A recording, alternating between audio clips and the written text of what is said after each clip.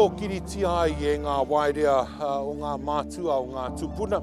Me te mene ko enei wairea, he wairea tanga i te haerenga mai o Tainui Wakakiro tō tāmaki makaurau kua tuaruati ai kune.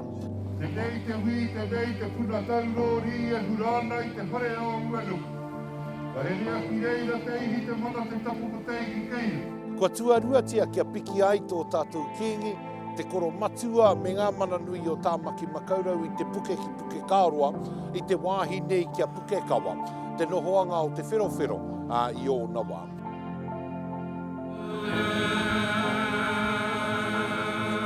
Te kingi, absolutely fantastic that you're here in person on the crest of the hill that saw the residents of your tupuna, te wherowhero, i roto i ngā tau.